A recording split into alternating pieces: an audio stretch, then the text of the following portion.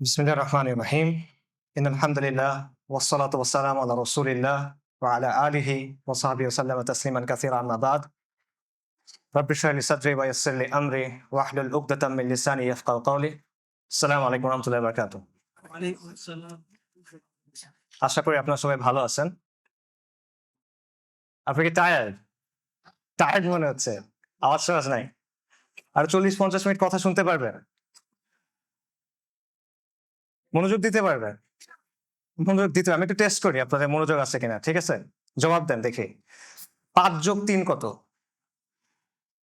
৮ যোগ ৭ কত? ২৫ যোগ ২২ কত? ২৫ যোগ ২৭ কত? ৬৩ গুণ ১৫২ কত? এটা পারবেন না। এটা না পারার সমস্যা না। এটা স্বাভাবিক। এটা না পারারই কথা। এই ধরনের অঙ্কগুলো আমরা ডিভাইস ছাড়া করা কঠিন বা কাগজপত্র ছাড়া করা কঠিন। কিন্তু কঠিন কেন? কেন কঠিন? কেন আগের ৩ টা অঙ্ক আমরা খুব ইজিলি মনে, মনে করতে পারি, আর পরের অঙ্কটা আমরা করতে পারি না? কারণ এখানে প্রসেসটা ডিফারেন্ট। যেই প্রক্রিয়ায় এই অঙ্কটা করতে হয় সেই প্রক্রিয়াটা ডিফারেন্ট। আমাদের ব্রেইন এত বড় হিসাব একসাথে করতে পারে না। আমরা এটা ভাগ, ভাগ করে করতে হয়। গুণটা আপনারা কিভাবে করবেন? ১ম এ একটা সংখ্যা দিয়ে গুণ করবেন, তারপরে অন্য সংখ্যাটা দিয়ে গুণ করবেন, তারপর যোগ করে মিলাবেন, রাইট? এবং এই জিনিসটা মনে, মনে করা ডিফিকাল্ট। আমরা মনে, মনে অনেক অঙ্ক করতে পারি। এগুলো নিয়ে আলাদা বই আছে, মানুষাঙ্ক, মেন্টাল ম্যাথ, এরকম অনেক বই আছে। কিন্তু সব ধরনের অঙ্ক কিন্তু মনে, মনে করা যায় না। যেমন মনে করেন সরল অঙ্ক। মনে, মনে করা সম্ভব? ত্রিকোণমিতি, ক্যালকুলাস, এগুলো মনে, মনে করা সম্ভব না। ইনফ্যাক্ট অনেক বড়, বড় যোগ, বিয়োগ, গুণ, ভাগ এগুলো মনে, মনে করা সম্ভব না। একটু আগে আমি যেটা বললাম এটা একটা বড় গুণ যেটা মনে, মনে করা সম্ভব না। কারণ এগুলো করতে গেলে খুব তাড়াতাড়ি এটা বেশ জটিল হয়ে যায় এবং ধাপে, ধাপে এটা করতে হয়, যেটা কাগজ কলম ছাড়া হয় না। মনে, মনে করা যায় না সাধারণত। কিছু মানুষ এটা পারে, সাভান্ট যারা তারা পারে। বাট নরমাল মানুষরা সাধারণত এটা পারে না। এখন অঙ্ক নিয়ে আসলে কথা কেন? আমাদের আলোচনা তো অঙ্ক নিয়ে না। আমি অঙ্কর কথাটা টানলাম চিন্তার সাথে একটা সম্পর্ক দেখানোর জন্য। যে কথাগুলো আমি অঙ্কের ব্যাপারে বললাম এই কথাগুলো চিন্তার ক্ষেত্রেও খাটে। অনেক অঙ্ক মনে, মনে করা যায়, অনেক চিন্তাও মনে, মনে করা যায়। কিন্তু যেভাবে সব অঙ্ক মনে, মনে করা যায় না, সেভাবে সব চিন্তাও মনে, মনে করা যায় না। ঠিক আছে? অনেক চিন্তা আছে যেগুলো ধাপে, ধাপে করতে হয়, কাগজ কলম নিয়ে করতে হয়। আমি একটা এক্সাম্পল দিই। আমরা অনেকগুলো মেন্টাল শর্টকাট ইউজ করি আমাদের দৈনন্দিন জীবনে হিসাব করার জন্য বা চিন্তা করার জন্য। ধরেন রাশ আওয়ারের সময় আপনি বের হবেন, আপনি কোথাও যাবেন, প্রচন্ড যানজটের সময়। তখন আমরা কি করি? আমরা কি হিসাব করি যে এখন রাস্তায় কতগুলো গাড়ি থাকবে, আমি যেখানে যেতে যাচ্ছি ওখানে পর্যন্ত যেতে কতগুলো সিগন্যাল পড়বে? আমরা কি এভাবে হিসাব করি? না, আমরা এভাবে হিসাব করি না। আমরা একটা শর্টকাট ইউজ করি। আমরা ১ ঘন্টা সময় বাড়াই নিই। যে আগে যদি আমার যেতে ১ ঘন্টা লাগতো, রাশ আওয়ারের সময় হয়তোবা আমার অ্যাডিশনাল ১ ঘন্টা লাগবে। আমরা ১ ঘন্টা সময় হাতে নিয়ে বের হই। ডাক্তারের ক্ষেত্রে যেই ডাক্তারের পসার বেশি, যেই ডাক্তারের বাসার মানে অফিসের সামনে, চেম্বারের সামনে অনেক বড় লাইন, আমরা ধরে নেই যে এই ডাক্তারটা নিশ্চয়ই ভালো। ভালো দেখেই তার সামনে এত লোকের ভিড়। কোন একটা অনুষ্ঠানের জন্য আপনি পোশাক কিনবেন। আপনি যদি একটা নামী কোম্পানির দামি পোশাক কিনেন, আপনি ধরে নিবেন যে এটার কোয়ালিটি ভালো এবং এটা প্রবাবলি ফ্যাশনেবল। এটা একটা মেন্টাল শর্টকাট। আরেকটা এক্সাম্পল দেই।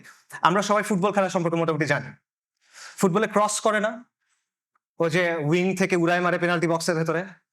আচ্ছা, এটা একটা প্লেয়ার হিসাব করে কিভাবে? বলটা কিভাবে রিসিভ করবে? এই হিসাবটা কিভাবে হয়? এটার একটা শাস্ত্রীয় উপায় আছে। যে বলটা কত গতিতে মারা হইলো, এটার অ্যাঙ্গেল কি, এখানে স্পিন কতটুকু আছে, উইন্ড রেজিস্ট্যান্স কত, একটা ফর্মুলা আছে, প্রাসের অঙ্ক, প্রজেক্টরের অঙ্ক। ওই ফর্মুলায় বসালে আপনি এটা করতে পারবেন। এখন প্লেয়ার কি মাঠের মধ্যে খাতা কলম নিয়ে অঙ্ক করে কিনা? না, সে একটা মেন্টাল শর্টকাট ইউজ করে। কি করে? সে ৩ টা কাজ করে। প্রথমে সে চোখ দিয়ে বলটা ফলো করে। তারপর সে তার গতিপথটা পরিবর্তন করে নেয়। যেখানে বলটা গিয়ে পড়বে মনে হচ্ছে সে তার গতিপথটা ওইদিকে করে নেয়। এবং ৩য় ধাপটা হলো সে তার স্পিডটা অ্যাডজাস্ট করে, যাতে করে সে সঠিক সময়ে গিয়ে বলটার কাছে পৌঁছাতে পারে। এবং এই ৩ টা জিনিস খুব তাড়াতাড়ি হয়, ১ সেকেন্ডের কম সময়ের মধ্যে। এভাবেই খেলা হয়। এখন এই যে আমরা মেন্টাল শর্টকাট ইউজ করি, এগুলোকে বলে হিউরিস্টিক্স। ঠিক আছে? Mental rules of thumb. আমরা আমাদের দৈনন্দিন জীবনে এরকম অনেকগুলা মেন্টাল শর্টকাট ইউজ করি এবং এই মেন্টাল শর্টকাট ইউজ করা খুবই জরুরি। তবে সব ধরনের চিন্তা এভাবে শর্টকাটে হয় না। সেম জিনিস চিন্তা করেন, আপনি এক জায়গায় মিসাইল মারবেন। মিসাইলটাও ক্রসের মতো সেম জিনিস, এটা একটা প্রজেক্টাইল। কিন্তু তখন কিন্তু আপনি সেন্সে হিসাব করবেন না, আপনি তখন ক্যালকুলেটর দিয়ে কম্পিউটার দিয়ে নানা হিসাব করে কাজটা করবেন। কেন? জিনিসটা সেম। কারণটা হলো হিউরিস্টিক্স দিয়ে যখন আমরা কাজ করি, মেন্টাল শর্টকাট দিয়ে আমরা যখন কাজ করি, তখন কাজটা খুব দ্রুত হয় কিন্তু অ্যাকুরেসি কম হয়। আর আমরা যখন ধাপে ধাপে কোনো কাজ করি, জটিল হিসাব করি, তখন এটা স্লো হয় কিন্তু অ্যাকুরেট হয়। এবং মেন্টাল শর্টকাট দিয়ে আমরা যখন চিন্তা করি, সাধারণত কমপ্লেক্স প্রবলেম এভাবে সলভ করা যায় না, জটিল সমস্যা এভাবে সমাধান করা যায় না। সমস্যা হলো দুনিয়ার বেশিরভাগ গুরুত্বপূর্ণ জিনিস আসলে কমপ্লেক্স প্রবলেম, এগুলো কয়েক ধাপে সমাধান করতে হয়। এখন আপনি যদি এটা মেন্টাল শর্টকাট দিয়ে সলভ করতে চান, এক লাইনে সমাধান করতে চান, তখন ব্যাপারটা হয়ে যায় মনে মনে ক্যালকুলেস করার মতো, তখন ব্যাপারটা হয়ে যায় মনে মনে ত্রিকোণমিতি করার মতো। সেটা করতে গেলে কি হবে? ভুল অ্যান্সার আসবে, রাইট? সো এই বিষয়টা আমাদের মনে রাখা দরকার। আমাদের আজকের যে আলোচনা, সভ্যতার সংঘাত, এটা এরকম একটা বিষয়। সভ্যতার সংঘাত নিয়ে অনেক ধরনের আলোচনা সমালোচনা আছে, পক্ষে বিপক্ষে আলাপ আছে। তবে মোটা দাগে আমরা সবাই একমত যে এক ধরনের সংঘাত আছে। মোটা দাগে আমরা সবাই একমত যে উম্মার মধ্যে সভ্যতার একটা সংকট আছে। কেউ যখন প্রশ্নটা হয়, এবং আমরা সবাই এটাতেও একমত যে আমাদের কিছু একটা করা উচিত, কেউ যখন প্রশ্নটা হয় যে কি করা উচিত, what is to be done, তখন আমরা এই কাজটা করি, আমরা এটা এক লাইনে সলভ করার চেষ্টা করি। কিন্তু এটা এক লাইনে সলভ করার মতো প্রবলেম না, এটা 5+3=8 না, এটা একটা কমপ্লেক্স প্রবলেম। এটা ত্রিকোণমিতির মতো একটা সমস্যা, বা ক্যালকুলাসের মতো একটা সমস্যা, বা অ্যাটলিস্ট সরল অঙ্কের মতো একটা সমস্যা। তো এটা যদি আমরা ওইভাবে সলভ করতে যাই, তাহলে কি হবে? উত্তরটা ভুল আসবে। এই জন্য এই ইন্ট্রোটা আপনাদের জন্য। আমি যেটা চেষ্টা করব সেটা হলো এই যে আলোচনাটা, এই আলোচনাটা ধাপে ধাপে কিছুটা প্রেজেন্ট করার চেষ্টা করব। আমি এটা বলবো না যে এটার মাধ্যমে পুরো জিনিসটা আপনার সামনে খোলাসা হয়ে যাবে। এটা একটা জটিল বিষয়, এখানে নানা ধরনের নুয়ান্স আছে, গভীরতা আছে। বাট ইনশাআল্লাহ তাআলা এটার মাধ্যমে ওভারঅল একটা আইডিয়া, মানে মূল সমস্যাটা কিভাবে চিন্তা করা যেতে পারে, কিভাবে আমরা অ্যাপ্রোচ করতে পারি, এটা আপনার সামনে ইনশাআল্লাহ তাআলা স্পষ্ট হবে। আমি আলোচনাটা 3 ভাগে ভাগ করব। প্রথম অংশে আমরা সভ্যতার সংঘাত নিয়ে কথা বলবো, যে সভ্যতার সংঘাত তত্ত্বটা আসলে কি, এটা কারা দিল, এটার পক্ষে বিপক্ষে কি ধরনের যুক্তি আছে, ইসলামের জায়গা থেকে এটার ব্যাপারে আমাদের অবস্থান কি হওয়া উচিত, এরকম। সেকেন্ড যে সেকশনটা, সেখানে আমরা সভ্যতার উত্থান এবং পতন বা সভ্যতার জীবন চক্র, এই বিষয়টা নিয়ে আলোচনা করব, এবং আমরা দেখার চেষ্টা করব এই আলোচনার প্রেক্ষিতে বর্তমান বিশ্ব ব্যবস্থা এবং মুসলিম উম্মার ব্যাপারে আমরা কি ধরনের ইনসাইট পেতে পারি। আর ফাইনালি তৃতীয় যে সেকশনটা, সেখানে আমি চেষ্টা করব আগের দুটো আলোচনাকে বাংলাদেশের সাথে লিঙ্ক করার। সভ্যতার সংঘাতের রূপটা বাংলাদেশে কি, এবং সভ্যতার উত্থান পতনের যে স্টেজেস আছে, যে ধাপগুলো আছে, সেটার আলোকে আমাদের কি ইনসাইট আমরা পেতে পারি বাংলাদেশের ব্যাপারে। আচ্ছা, আমরা শুরু করি তাহলে। বাই দ্য ওয়ে, 52 × 163 হলো 9576। এটা আমি মনে মনে করিনি, আগে ঠিক করে আনছি। আচ্ছা, সভ্যতার সংঘাত বা ক্ল্যাশ অফ সিভিলাইজেশনস, এই ধারণাটা বা এই কনসেপ্টটা পপুলারাইজ করছেন বা জনপ্রিয় করে তুলছেন আমেরিকার একজন পলিটিক্যাল সায়েন্টিস্ট, ওনার নাম হলো স্যামুয়েল হান্টিংটন। 1993 সালে ফরেন অ্যাফেয়ার্স ম্যাগাজিনে উনি একটা প্রবন্ধ লিখছিলেন এই নামে, এবং এর 3 বছর পর 1996 সালে এটা একটা বই আকারে বের হয়, যেটা সাবটাইটেল ছিল the remaking of the world order, the clash of civilisations. তবে ইন্টারেস্টিংলি এই কথাটা আসলে তার আবিষ্কার না, এবং এই কনসেপ্টটা আসলে তার তৈরি না। তার আগে আরেকজন ওয়েস্টার্ন স্কলার এই ধারণাটা এবং এই ফ্রেজটা কয়েন করছিলেন। তার নাম কে বলতে পারবেন? এই ভদ্রলোক একজন ওরিয়েন্টালিস্ট, একজন জায়নিস্ট এবং একজন ইহুদি। তার নাম হলো বার্নার্ড লুইস। 1990 সালে বার্নার্ড লুইসের একটা বিখ্যাত প্রবন্ধ বের হয়েছিল, বা কুখ্যাত প্রবন্ধ বের হয়েছিল, সেটার নাম হলো the roots of Muslim rage, মুসলিমদের ক্রোধের শেকড়। এবং সেইখানে উনি ক্ল্যাশ অফ সিভিলাইজেশনস এই কথাটা ইউজ করছিলেন, এবং উনি বলতেছিলেন যে পশ্চিমের সাথে মুসলিমদের একটা সভ্যতাগত দ্বন্দ্ব আছে, একটা ক্ল্যাশ অফ সিভিলাইজেশনস আছে। এই ধারণাটা এবং এই ফ্রেজটা পরবর্তীতে স্যামুয়েল হান্টিংটন ব্যবহার করছেন। তো ক্ল্যাশ অফ সিভিলাইজেশনস, স্যামুয়েল হান্টিংটনের যে ফ্রেমিং, সেটার এটা অর্থ কি? এটার অর্থ হলো সিম্পলি, স্নায়ুযুদ্ধ শেষ হওয়ার পর পৃথিবীতে সংঘাতের ধরন বদলে যাবে। আগে সংঘাতগুলো হতো একটা দেশের সাথে আরেকটা দেশের, এখন সংঘাতগুলো হবে একটা সভ্যতার সাথে আরেকটা সভ্যতার। দেশগুলো থাকবে কিন্তু সভ্যতাগত যে পরিচয় এটাই রাজনীতির মূল চালিকা শক্তি হবে। এবং বিভিন্ন সভ্যতার মধ্যে যে পার্থক্যগুলো আছে, বিশ্বাসের পার্থক্য, মূল্যবোধের পার্থক্য, সংস্কৃতির পার্থক্য, এই পার্থক্যগুলোর কারণে সংঘাত হবে। এবং হান্টিংটন আরো একটা কথা বললেন, সেটা হলো দুটা সভ্যতার দিক থেকে পশ্চিমাদের জন্য চ্যালেঞ্জ আসবে। দুটা সভ্যতার সাথে পশ্চিমা সভ্যতার সংঘাত হবে। একটা হলো চৈনিক সভ্যতা, সিনিক সিভিলাইজেশন, চীন সহজ ভাষায়। আরেকটা হলো ইসলাম। আচ্ছা, তো হান্টিংটনের এই যে থিসিসটা বা তার যে তত্ত্বটা, এটার পক্ষে বিপক্ষে অনেক তর্ক আছে, অনেকে এটার সমালোচনা করছেন। হান্টিংটনের যারা ব্যাপক সমালোচনা করছেন তাদের মধ্যে সবচেয়ে জনপ্রিয় ক্রিটিক সম্ভবত এডওয়ার্ড সাইড। আপনার এডওয়ার্ড সাইডের নাম অনেকেই শোনার কথা, ওরিয়েন্টালিজমের লেখক। এডওয়ার্ড সাইড যেটা বলছেন সেটা হলো হান্টিংটন এবং বার্নার্ড লুইসরা সভ্যতাকে অতি সরলীকরণ করছেন, ওভার জেনারেলাইজেশন করছেন। তারা ব্যাপারটা এমন ভাবে প্রেজেন্ট করছেন যে একটা সভ্যতার ভিতরে সবাই মনে হয় একই রকম চিন্তা করে, একইভাবে একই দৃষ্টিভঙ্গি রাখে, সবাই মনে হয় একই ব্যাখ্যা অনুসরণ করে। সো এডওয়ার্ড সাইডের অ্যাকচুয়াল কথাটা ছিল যে ইসলামকে এসেনশিয়ালিস্ট ভাবে উপস্থাপন করা হয়েছে, এসেনশিয়ালিস্ট ভাবে উপস্থাপন করা হয়েছে। এটার মানে হলো মুসলিম উম্মার ভেতরে সবাই একরকম না, এখানে বিভিন্ন দৃষ্টিভঙ্গি আছে, এখানে বিভিন্ন বৈচিত্র্য আছে, বিভিন্ন ধরনের ব্যাখ্যা আছে, বিভিন্ন ধরনের দৃষ্টিভঙ্গি আছে। তো হান্টিংটন এবং বার্নার্ড লুইস ব্যাপারটা এভাবে প্রেজেন্ট করছেন যে সব মুসলিম মনে হয় একই রকম, সবাই মনে হয় একইভাবে চিন্তা করে, এবং সবাই মনে হয় পশ্চিমকে শত্রু হিসেবে দেখে। এটা ঠিক না। এটা কার কথা? এডওয়ার্ড সাইডের কথা। এডওয়ার্ড সাইড বলতেছেন এই ক্লাশ অফ সিভিলাইজেশনস এর তত্ত্ব এটা একটা বানোয়াট তত্ত্ব, এটা একটা বিপজ্জনক তত্ত্ব, এবং এটার পিছনে রাজনৈতিক একটা উদ্দেশ্য আছে। ইনফ্যাক্ট অনেকে যেটা বলছে সেটা হলো এটা হলো একটা ফরমাইশি তত্ত্ব, কারণ স্নায়ুযুদ্ধ শেষ, আমেরিকার এখন নতুন শত্রু দরকার। এই নতুন শত্রু খোঁজার জন্য তারা চীন এবং মুসলিমদের শত্রু হিসেবে চিহ্নিত করছে। এটা হলো এডওয়ার্ড সাইডের কাউন্টার আর্গুমেন্ট, এবং আরো অনেকের। বাট এটারও কাউন্টার আর্গুমেন্ট আছে। কাউন্টার আর্গুমেন্টটা কি? সেটা হলো, ধরেন আমরা মানলাম যে একটা সভ্যতার মধ্যে বৈচিত্র্য আছে, একটা সংস্কৃতির মধ্যে সবাই একইভাবে চিন্তা করে না, বিভিন্ন ব্যাখ্যা থাকে, বিভিন্ন দৃষ্টিভঙ্গি থাকে, সত্য। তারপরও তো মৌলিক কিছু বিষয় থাকে যেগুলো এক, কোর কিছু বিশ্বাস তো ডেফিনেটলি থাকে, নিশ্চয়ই কিছু মূল্যবোধ থাকে, নিশ্চয়ই কিছু বৈশিষ্ট্য থাকে যেগুলোর ব্যাপারে সবাই একমত। একমত দেখেই তো সেটা স্বতন্ত্র একটা সিভিলাইজেশন, একমত দেখেই তো সেটা স্বতন্ত্র একটা সংস্কৃতি। যদি প্রত্যেকটা বিষয় বিতর্কিত হয় তাহলে ওটা তো আর কোনো একক জিনিস না, এটা ভিন্ন ভিন্ন জিনিস। একটা উদাহরণ দেই, মনে করেন আমাদের মধ্যে সালাতের ব্যাপারে বিভিন্ন ফিকি মতপার্থক্য আছে। নামাজ পড়ার সময় আমরা হাত কোথায় বাঁধবো, কিভাবে বাঁধবো, আমিন কিভাবে বলা হবে, আস্তে না জোরে, সিজদাতে কিভাবে যাওয়া হবে, ইত্যাদি অনেক ব্যাপারে মতপার্থক্য আছে না? এটা হলো ফিকি মতপার্থক্য, শাখাগত মতপার্থক্য। কিন্তু মৌলিক বিষয়ের ব্যাপারে দ্বিমত আছে কিনা? সালাদ যে আদায় করতে হবে, 5 ওয়াক্ত সালাদ যে ফরজ, এটাতে তো দ্বিমত নাই। এখন কেউ যদি বলে না তুমি বলতে পারো না সব মুসলিমরা মনে করে 5 ওয়াক্ত সালাদ ফরজ, এই বলাটা ঠিক হবে না, এটা একটা এসেনশিয়ালিস্ট ব্যাখ্যা। মুসলিমদের মধ্যে বিভিন্ন দৃষ্টিভঙ্গি আছে, অনেকে তো সালাদ পড়েই না, অনেকে মনে করে তিন ওয়াক্ত সালাদ, রাইট? তখন কি এটা গ্রহণযোগ্য কথা হবে? হবে না।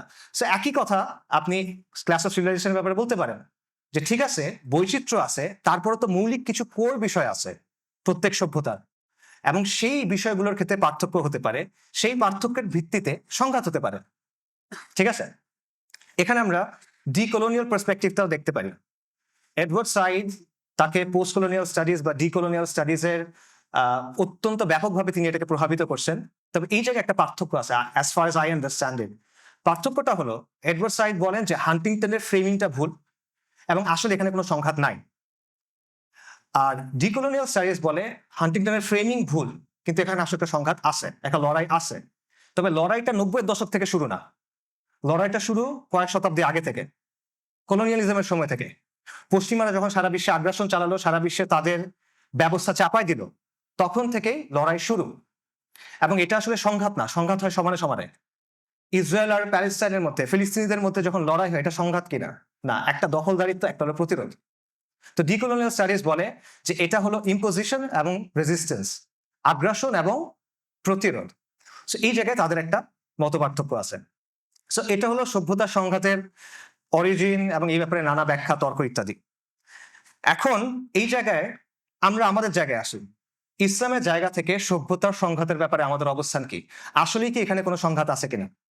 এখন আমরা এভাবে চিন্তা করতে পারি যে সভ্যতার সংঘাতের তত্ত্ব দিছে প্রথম একটা ইহুদি জায়নিস্ট ওরিয়েন্টালিস্ট খারাপ লোক, আর এটার বিরুদ্ধে বলছে এডওয়ার্ড সাইড, যে একটা ভালো লোক, ফিলিস্তিনি লেফটিস্ট লোক, ফিলিস্তিনের পক্ষে অনেক ভালো ভালো কথাবার্তা বলছে, সাম্রাজ্যবাদের সমালোচনা করছে। তার মানে সভ্যতার সংঘাত বলে আসলে কিছু নাই। না, ব্যাপারটা এরকম না। এটা তো সিম্পলি চিন্তা করলে হবে না। আমরা হান্টিংটনের ফ্রেমিং বাদ দিলাম, আমরা বার্নার্ড লুইসের কথা বাদ দিলাম, আমরা ইসলামের জায়গা থেকে দেখি আধুনিক পশ্চিমা যে সভ্যতা, এটার সাথে ইসলামের সংঘাত আছে কিনা, আধুনিক পশ্চিমা সভ্যতার সাথে ইসলামের দ্বন্দ্ব আছে কিনা? অবশ্যই আছে। কেন? কারণটা হলো আধুনিক পশ্চিমা সভ্যতার বিভিন্ন তত্ত্ব আছে, বিভিন্ন মতবাদ আছে, বিভিন্ন ব্যবস্থা আছে। তাদের অর্থনৈতিক মতবাদ, রাজনৈতিক মতবাদ, সামাজিক তত্ত্ব, বিভিন্ন ধরনের কাঠামো আছে। কিন্তু এই সবগুলোর উৎসটা কি? এই সবগুলোর ভিত্তিটা কি? এই সবগুলোর ভেতরে কি আছে? এই সবগুলোর ভেতরে আপনি তিনটা মৌলিক ক্যারেক্টারিস্টিক্স দেখতে পাবেন সব সময়। প্রথম ক্যারেক্টারিস্টিক্স হলো, বা প্রথম বৈশিষ্ট্য হলো, ক্যারেক্টারিস্টিক হলো যে এই সব কিছুর ভিত্তি হলো মানুষের আকল, মানবীয় বিচার বুদ্ধি। যত মতবাদ, যত তত্ত্ব, যত ব্যবস্থা, এগুলো সবকিছুর উৎস কি? মানবীয় বিচার বুদ্ধি। এটাই মূল মাপকাঠি।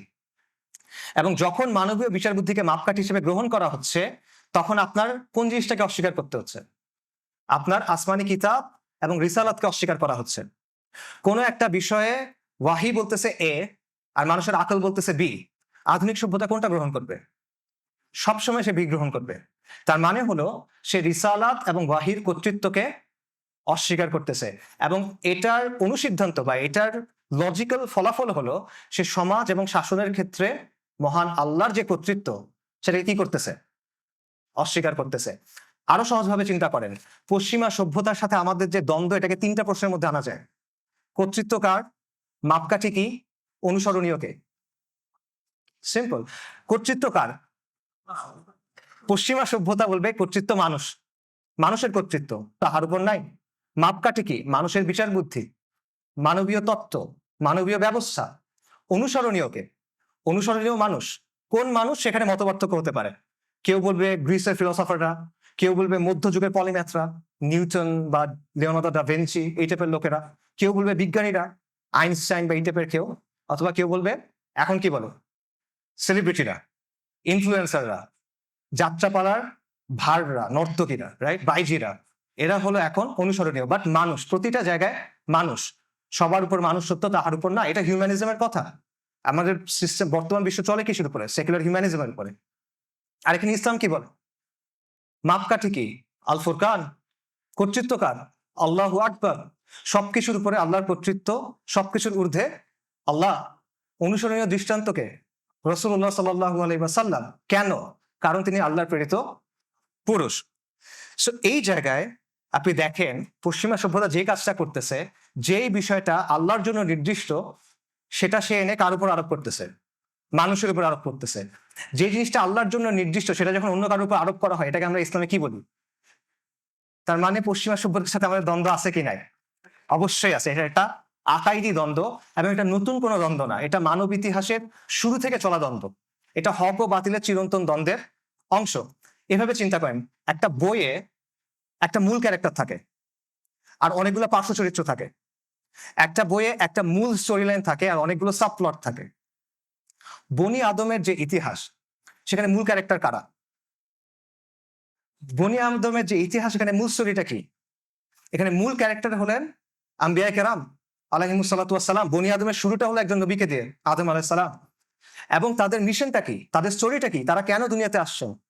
ওয়ালাকাদ বাআসনা ফি কুল্লি উম্মাতিন রাসূলান আন ইয়াবুদুল্লাহা ওয়াসতানিবুত তাগুত। প্রত্যেক কওমের কাছে রাসূল পাঠানো হয়েছে এই মর্মে যে তোমরা তাগুতকে অস্বীকার করো এবং এক আল্লাহর ইবাদত করো, রাইট? কাজেই রাসূল, এটাই হলো মানব ইতিহাসের মূল দ্বন্দ্ব, তাওহীদের সাথে শিরকের, ঈমানের সাথে কুফরের, ইসলামের সাথে জাহেলিয়াতের। রাসূলুল্লাহ সাল্লাল্লাহু আলাইহি ওয়াসাল্লামের সাথে কুরাইশের দ্বন্দ্বটা কি নিয়েছিল? এটা অর্থনৈতিক দ্বন্দ্ব, রাজনৈতিক দ্বন্দ্ব না। এই জিনিসটা নিয়ে দ্বন্দ্ব, ইসলাম এবং জাহেলিয়াতের দ্বন্দ্ব। ইব্রাহিম আলাইহিস সালামের সাথে তার পিতার দ্বন্দ্বটা কি নিয়ে? তার কওমের দ্বন্দ্বটা কি নিয়ে? সেম, ইসলাম এবং জাহেলিয়াতের দ্বন্দ্ব। একইভাবে পশ্চিমা সভ্যতার সাথে আমাদের দ্বন্দ্বটা এই দ্বন্দ্বের অংশ। এটা হক এবং বাতিলের চিরন্তন যে দ্বন্দ্ব, সেটার অংশ। এবং এই দ্বন্দ্বটা বহুমুখী। এটা শুধুমাত্র রাজনৈতিক না, এটা শুধুমাত্র অর্থনৈতিক না। অবশ্যই এখানে রাজনৈতিক দিক থাকে, এখানে অর্থনৈতিক দিক থাকে, কিন্তু এটা একমাত্র দিক না। এখানে বিশ্বাসের ভূমিকা থাকে, এখানে মূল্যবোধের ভূমিকা থাকে, এখানে সংস্কৃতির ভূমিকা থাকে। আমরা অনেক সময় খুব সিম্পলি বলি যে পশ্চিমারা ইরাকে আক্রমণ করছে বা অন্য কোনো জায়গায় আক্রমণ করছে তেলের জন্য। না, তেল একটা রিজন অবশ্যই, বাট এটাই একমাত্র রিজন না। এখানে আকীদার একটা সম্পর্ক আছে। সে আপনার কাছ থেকে শুধু আপনার দেশ দখল করতে চায় না, সে আলটিমেটলি কি চায়? আল্লাহ আযজা ওয়া জাল কি বলছেন? ইহুদি খ্রিস্টানরা কখনো তোমাদের উপর সন্তুষ্ট হবে না যতক্ষণ না কি হাত্তা তাত্তাবিয়া মিল্লাতাহুম, যতক্ষণ না তুমি তাদের মিল্লাতের অনুসরণ করো। এবং তারা আলটিমেটলি আপনার কাছ থেকে কি চায়? তারা আলটিমেটলি চায় ইসলামের আলোটা নিভায় দিতে। এটা কার কথা? আল্লাহ আযজা ওয়া জালের কথা। ইউরিদুনা লিইউতফিউ নূরাল্লাহি বিআফওয়াহিহিম। তারা তাদের মুখের ফু দিয়ে আল্লাহর দ্বীনকে নির্বাপিত করতে চায়, রাইট? তাহলে সংঘাত আছে নাকি নাই? অবশ্যই সংঘাত আছে। এখানে আপনি দেখেন, এই কথা খালি আমার কথা না, আমাদের পূর্ববর্তীদের কথা চিন্তা করেন। পশ্চিমা সভ্যতার সাথে আমাদের যে সংঘাত আছে, এই কথা সাইয়েদ কুতুব রাহিমাহুল্লাহ বলছেন, আবুল হাসান নাদভী বলছেন, মুস্তাফা সাবরি বলছেন, মাওলানা মওদুদী বলছেন, আব্দুল কাদের আওদা বলছেন, আল্লামা আহমদ শাকির বলছেন, আল্লামা শানকিতি রাহিমাহুল্লাহ বলছেন। তারা কি নিজে নিজে বলছেন, বানায় বানায় বলছেন? না, তারা কোরআন এবং সুন্নাহর আলোকে বাস্তবতাকে দেখে এই কথা বলছেন। আমি যাদের কথা বললাম তারা তো অনেক আগে ইন্তেকাল করছেন, কিন্তু যারা বেঁচে ছিলেন হান্টিংটনের বই বের হওয়ার পরে তারাও একই কথা বলছেন। শেখ ডক্টর সাফরা হাওয়ানি ফর এক্সাম্পল, তিনি স্পেসিফিক্যালি হান্টিংটনের থিসিস নিয়ে কথা বলছেন এবং উনি বলছেন, হ্যাঁ, পশ্চিমের সাথে আমাদের সব দ্বন্দ্ব আছে, এবং এই দ্বন্দ্বটা রাজনৈতিক না, এই দ্বন্দ্বটা অর্থনৈতিক না, এখানে বিশ্বাসের একটা ভূমিকা আছে, মূল্যবোধের একটা ভূমিকা আছে। এবং তিনি বলছেন পশ্চিমা সভ্যতা হলো আধুনিক জাহেলিয়া। কাজেই হান্টিংটনের ফ্রেমিং যাই হোক, বার্নার্ড লুইসের ফ্রেমিং যাই হোক, ইসলামের জায়গা থেকে আমাদের কনক্লুশন হলো, হ্যাঁ, পশ্চিমা সভ্যতার সাথে আমাদের একটা দ্বন্দ্ব আছে, এবং এটা হলো হক ও বাতিলের চিরন্তন যে দ্বন্দ্ব, সেটার অংশ। আচ্ছা, এটা হলো ফার্স্ট সেকশন। সেকেন্ড সেকশনে যাই আমরা, সেটা হলো সভ্যতার গতিপথ বা সভ্যতার উত্থান এবং পতন। সভ্যতার গতিপথ নিয়ে বিভিন্ন ধরনের দৃষ্টিভঙ্গি আছে। এই ব্যাপারে দুটা ফেমাস দৃষ্টিভঙ্গি আমি বলি, যেটা সবচেয়ে বেশি গ্রহণ করা হয়, সেটা হলো প্রগতির অবস্থান। প্রগতির অবস্থান বলে যে যত সময় যাচ্ছে তত মানব জাতির উন্নতি হচ্ছে, যত সময় যাচ্ছে তত মানব জাতির বিকাশ হচ্ছে, এবং এটা সর্বক্ষেত্রে। এটা জ্ঞান বিজ্ঞানে, এটা বৈষয়িক ক্ষেত্রে, এটা প্রযুক্তির ক্ষেত্রে, এবং ক্রুশালি এটা নৈতিকতার ক্ষেত্রে, এটা মূল্যবোধের ক্ষেত্র। ঠিক আছে? তার মানে হলো বর্তমানের মানুষ ইন অ্যান অ্যাবসলিউট সেন্স অতীতের মানুষের চেয়ে ভালো, সব দিক থেকে, বৈষয়িকভাবে, প্রযুক্তিগতভাবে, জ্ঞান বিজ্ঞানের দিক থেকে, এবং নৈতিকভাবে, মূল্যবোধের দিক থেকেও। একইভাবে আগামীর মানুষ এখনকার মানুষের চেয়ে ভালো হবে। এটা হলো প্রগতির অবস্থান, নিরন্তর প্রগতি। এটা যদি একটা গ্রাফ চিন্তা করেন, এটা আপওয়ার্ড স্লোপিং। দ্বিতীয় যে অবস্থান ইতিহাসের ব্যাপারে বা সভ্যতার ব্যাপারে, এটা হলো সাইক্লিক্যাল হিস্ট্রি, যে ইতিহাসে সভ্যতাগুলোর মধ্যে একটা চক্র দেখা যায়, উত্থান এবং পতনের একটা চক্র দেখা যায়। প্রত্যেক সভ্যতার উত্থান, তাদের বিকাশ এবং তাদের পতনের মধ্যে একই ধরনের কিছু প্রবণতা, একই ধরনের কিছু প্যাটার্ন দেখা যায়। ঠিক আছে? একদম হুবহু এক হয় না, কিন্তু ধাঁচটা সিমিলার হয়। যেহেতু স্থান কাল পাত্রের তারতম্য আছে, তাই ম্যানিফেস্টেশনটা একটু ডিফারেন্ট হয়। ঠিক আছে? এটা একটা স্প্রিং এর মতো চিন্তা করো। স্প্রিং কি করে? ঘুরে ঘুরে সামনে আগায়, রাইট? এক জায়গায় ঘুরে না, আবার সোজা আগায় না। এই যে ঘুরাটা সেম, কিন্তু একটু সামনে আগাতে আগাতে। তাদের দৃষ্টিভঙ্গিটা অনেকটা এইরকম। এই অবস্থান অনেক পশ্চিম একাডেমি গ্রহণ করছেন। For example Arnold Toynbee, Oswald Spengler, Paul Kennedy, Peter Turchin, Joseph Unwin, Peter Sorokin, এরা সবাই এই ধরনের অবস্থান গ্রহণ করছেন। তবে সাইক্লিক্যাল হিস্ট্রির মূল যে ধারণা, এটার ক্ষেত্রে সবচেয়ে বিখ্যাত যে ব্যক্তি ধারণা দিয়েছে, সেটা হলো ইবনু খালদুন। ইবনু খালদুনের চিন্তা থেকে বাকি সবাই কোনো না কোনো ভাবে প্রভাবিত, এটা মনে হয় বলা যায়। তো ইবনু খালদুনের দৃষ্টিভঙ্গিটা কি সভ্যতার ব্যাপারে? তার ভঙ্গি হলো একটা সভ্যতা শুরু হয়, এরপর এটা বিকাশের একটা সর্বোচ্চ ধারায় পৌঁছায়, সর্বোচ্চ পয়েন্টে পৌঁছায়। সরি, সভ্যতার সূচনা হয়, তারপর এটা বিকাশের একটা সর্বোচ্চ পয়েন্টে গিয়ে পৌঁছায়, তারপর এটা স্থবির হয়ে আসে, তারপর এটা অবনতি হয়, এবং এক পর্যায়ে পতন হয়। সো আপনি যদি একটা গ্রাফ চিন্তা করেন, এইদিকে সময়, এদিকে উন্নয়ন, তাহলে এটা বেল শেপড, একটা বেল শেপড কার্ভ। বিকাশ হবে, একটা জায়গায় গিয়ে পৌঁছাবে, তারপর স্ট্যাটিক হয়ে যাবে, তারপর এটা অবনতি হবে এবং পতন ঘটবে, তারপর নতুন কোনো সভ্যতার উত্থান ঘটবে। তো ইবনে খালদুনের এই বিশ্লেষণের উপর ভিত্তি করে অনেকে সভ্যতার যে স্টেজ এগুলোকে কয়েক ভাগে ভাগ করছেন, কেউ 4 ভাগে, কেউ 5 ভাগে, কেউ 7 ভাগে, কেউ 9 ভাগে। আমার কাছে 7 ভাগেটা ভালো লাগে, সেটা আমি আপনাদেরকে বলি যে একটা সভ্যতার উত্থান এবং পতনের ধাপগুলো আসলে কি কি। সভ্যতার শুরুটা হয় একদল পথিকৃতের মাধ্যমে, এজ অফ পায়োনিয়ার্স। তারা একটা সভ্যতার গোড়াপত্তন করে এবং তাদের মধ্যে 3টা বৈশিষ্ট্য থাকতে হবে। প্রথম বৈশিষ্ট্য হলো তাদের মধ্যে শক্ত ইন গ্রুপ বন্ডিং লাগবে, তাদের মধ্যে খুব ভালো একটা কালেকটিভ সংহতি লাগবে, বন্ডিং লাগবে, যেটাকে ইবনে খালদুন বলতেছেন আসাবিয়া, সামষ্টিক পরিচয়ের একটা অনুভূতি। এই আসাবিয়ার ভিত্তি কি হইতে পারে? গোত্র পরিচয় হতে পারে, জাতিগত পরিচয় হতে পারে, অথবা দিন হইতে পারে, বিশ্বাস হইতে পারে। বাকি এমন একটা কিছু আছে যেটা তাদেরকে খুব শক্তভাবে ধরে রাখে একসাথে। সেকেন্ড বৈশিষ্ট্য কি? সেকেন্ড বৈশিষ্ট্য হলো তারা কষ্ট সহিষ্ণু, তারা যুদ্ধংদেহী এবং তারা বেপরোয়া। মানে তারা চ্যালেঞ্জ নিতে রাজি আছে, তারা রিস্ক নিতে রাজি আছে, তারা প্রতিকূলতার মুখোমুখি হতে রাজি আছে। কারণ সভ্যতার গোড়াপত্তন করতে হলে আপনার প্রচন্ড প্রতিকূলতা পার হতে হবে, সেই বৈশিষ্ট্য আপনার লাগবে। এবং 3 নম্বর বৈশিষ্ট্য হলো তাদের একটা মিশন আছে, একটা সেন্স অফ মিশন আছে। হয়তো তারা প্রতিশোধ নিতে চায়, অথবা তারা রাজ্য জয় করতে চায়, অথবা তারা কোনো আদর্শ কায়েম করতে চায়। কিছু না কিছু আছে যেটা তাদের কনস্ট্যান্টলি মোটিভেট করতেছে যে আমার এটা করতেই হবে, তা না হলে সে পারবে না। জ্বরগ্রস্ত মানুষের মতো হইতে হবে, বাতিকগ্রস্ত মানুষের মতো হইতে হবে, নইলে সে পারবে না এটা করতে। ঠিক আছে? এই 3টা বৈশিষ্ট্য, এটার মাধ্যমে সভ্যতার গোড়াপত্তন হয়। এটা ফার্স্ট স্টেজ। সেকেন্ড স্টেজ কি? সেকেন্ড স্টেজ হলো দ্য এজ অফ কনসলিডেশন। এই সময়ে ওই যে সূচনা হলো সভ্যতার, এটার সামরিক এবং রাজনৈতিক কনসলিডেশন হবে, এটা সামরিক এবং রাজনৈতিকভাবে সুসংহত হবে। এটার মানে কি? এটার মানে কি কেউ তার সাথে যুদ্ধে পারবে না? না, ব্যাপারটা এমন না। এটার মানে হলো তারা এমন একটা অবস্থায় পৌঁছাইছে যখন তারা অস্তিত্বের সংকটে নাই, আর কেউ তাদের আক্রমণ করে সাথে সাথে ধ্বংস করে দিবে এবং তারা ফাইট করবে না, ব্যাপারটা এমন না। হ্যাঁ, কেউ আক্রমণ করতে পারে, কেউ তারা ফাইট করবে, এবং ওই ফাইটের রেজাল্ট কি হবে এটা নিশ্চিত না। এটা হলো এই পর্যায়টা। এবং তারপরে তারা বিস্তার হবে, তাদের যে সাম্রাজ্যের সীমানা এটার বিস্তার হতে থাকবে। এটা দ্বিতীয় পর্যায়। তৃতীয় পর্যায় হলো বাণিজ্য এবং অর্থনৈতিক বিস্তৃতি। সভ্যতার সূচনা হয়েছে, রাজনৈতিক সামরিকভাবে আপনি শক্তিশালী, এবার আপনি কি করবেন? ব্যবসা করবেন, আপনার বাণিজ্য বাড়বে, আপনার অর্থনীতি শক্তিশালী হবে। তারপরে আসবে সমৃদ্ধি, সচ্ছলতা, প্রাচুর্য। রাজনৈতিকভাবে শক্তিশালী, সামরিকভাবে শক্তিশালী, ব্যবসা বাণিজ্য করতেছি, অনেক টাকা পয়সা আমাদের কাছে। এরপরে ফিফথ স্টেজটা হলো জ্ঞান বিজ্ঞান এবং শিল্পের উন্নতি। যেহেতু আপনার কাছে এখন অনেক টাকা আছে, এই টাকা আপনি কি করবেন? খরচ করবেন। এই খরচটা আপনি তখন করতেছেন জ্ঞান বিজ্ঞানের পেছনে, শিল্পের পেছনে। একটা রিসার্চ ইনস্টিটিউট করতে অনেক টাকা লাগে, রাইট? সো এখন আপনি সেটা করতে পারতেছেন। এই জায়গাটা আমরা ভুল করি, আমরা খুব ওই যে এক লাইনে আমরা চিন্তা করি সমাধান কি? জ্ঞান বিজ্ঞানে উন্নত হতে হবে। না, আপনি পারবেন না। এটা ফিফথ স্টেজের কথা ইবনে খালদুনের বিশ্লেষণ অনুযায়ী বা সাইক্লিক্যাল হিস্ট্রির বিশ্লেষণ অনুযায়ী। আমার জীবন, আমি এখনো পর্যন্ত এমন কোন সভ্যতার কথা জানি না যেটা জ্ঞান বিজ্ঞানে উন্নতির মাধ্যমে প্রতিষ্ঠিত হয়েছে। আমার জানা মতে এমন কোন সভ্যতা নাই যেটা প্রথমে জ্ঞান বিজ্ঞানের উন্নতির মাধ্যমে প্রতিষ্ঠিত হয়েছে। অনেক সভ্যতায় জ্ঞান বিজ্ঞানে উন্নতি করছে, কিন্তু প্রথমে এটার মাধ্যমে প্রতিষ্ঠা হয়েছে এরকম আমার জানা মতে নাই সভ্যতা। আপনারা জানলে আমাকে জানান। আচ্ছা, এটা গেল ফিফথ স্টেজ। তারপরে কি?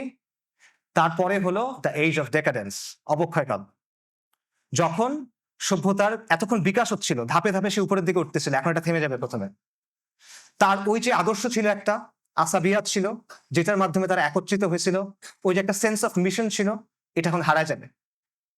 মানুষ এখন আর জানে না তারা কি চায়, মানুষ এখন আর শিওর না যে তারা আসলে কি করতেছে। এই পর্যায়ে অপক্ষয় দেখা দিবে, যৌন নৈরাজ্য দেখা দিবে, সমাজের মধ্যে ভাঙন দেখা দিবে, এবং আস্তে আস্তে তাদের অবনতি হবে। এবং তারপর হলো ফাইনাল স্টেজ, 7 নম্বর stage, the age of collapse, যখন এটা পতন ঘটবে। তো আমি পার্সোনালি এই দুটা দৃষ্টিভঙ্গির মধ্যে এই অবস্থাটাকে সঠিক মনে করি। আমার কাছে মনে হয় যে সভ্যতার উত্থান এবং পতন এটা সাইক্লিক্যাল, এটার মধ্যে এই চক্রগুলো আছে। অবশ্যই এইভাবে সুন্দরভাবে 7টা ধাপ যাবে এটা আসলে হবে না, কারণ বাস্তবতা কখনো তত্ত্বের মতো পরিপাটি হয় না। অনেক সময় ওভারল্যাপ হবে, হয়তোবা একই সাথে একাধিক ধাপ চলমান থাকবে, কিন্তু ইন জেনারেল ওভারঅল প্যাটার্নটা আমার মতে এটা সঠিক। এখন এটা আসেন আমরা বর্তমান সভ্যতার ব্যাপারে প্রয়োগ করি। বর্তমান পশ্চিমা সভ্যতা সেটা এই 7টা স্টেজের কোন স্টেজে আছে? আমার মত হলো, এবং আরো অনেক একাডেমিকের মত হলো, যে বর্তমান পশ্চিমা সভ্যতা ফাইনাল স্টেজের জাস্ট আগের স্টেজটাই আছে, যেটা হলো দ্য এজ অফ ডেকাডেন্স, অবক্ষয় কাল। তাদের ফ্যামিলি ভেঙে গেছে, তাদের আত্মপরিচয়ের অনুভূতি ভেঙে গেছে, তারা ছেলে না মেয়ে এটাও তারা এখন আর শিওর না। নানা ধরনের যৌন বিকৃতি, নানা ধরনের উন্মাদনা, এগুলোকে তারা সামাজিকভাবে এবং আইনিভাবে স্বীকৃতি দিচ্ছে, রাইট? এবং তারা সম্পূর্ণভাবে বাস্তবতাকে অস্বীকার করে নিজেদের একটা বাস্তবতা তৈরি করার চেষ্টা করতেছে।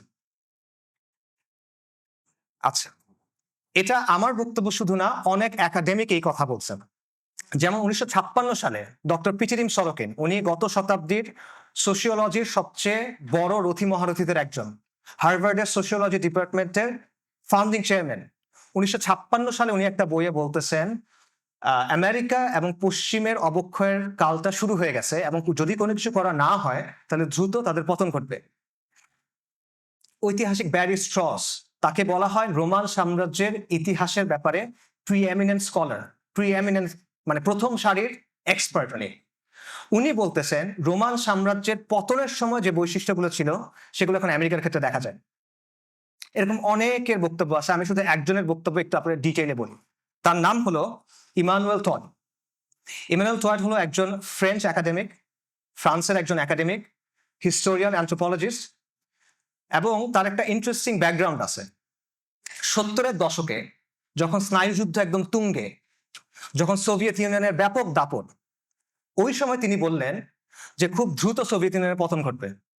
1976 সালে, তার বয়স তখন 25। কেন বললেন, এর একটা ইন্টারেস্টিং স্টোরি আছে।